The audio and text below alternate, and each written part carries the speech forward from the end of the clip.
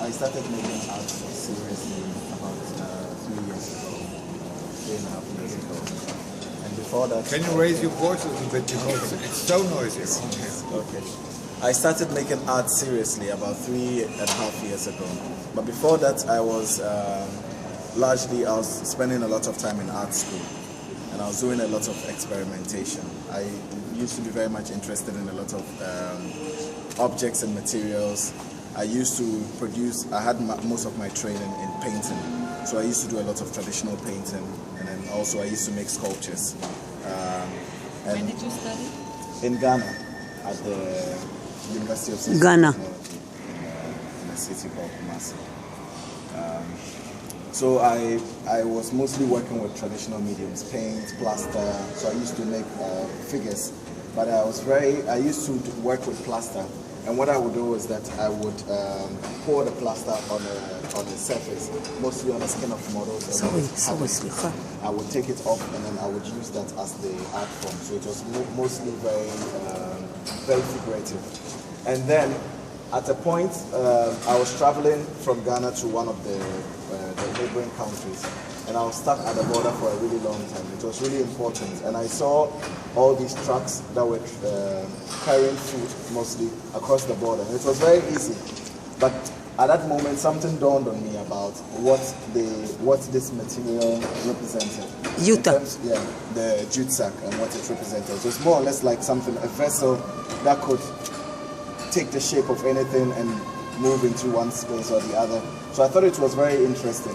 One, from a poetic sense, and then secondly also looking at the aesthetics of it and then the politics associated with the material.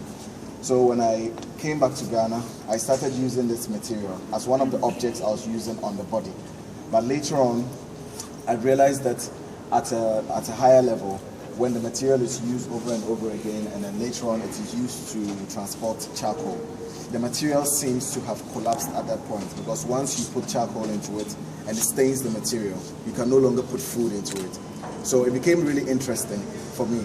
So that's when I actually realized that the tension between an object and also what it contains is something that is really important to me. So I began using this idea of crisis as a medium of production. So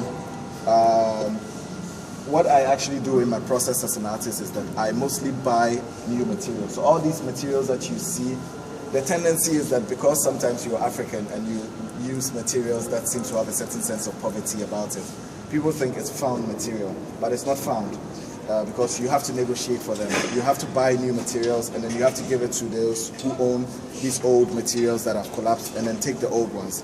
So every object that you see in my work represents a certain form of exchange. So this exchange became really poverty important. And dwelling. Yeah, this exchange became really important in terms of looking at how you can create a dialogue between different spaces.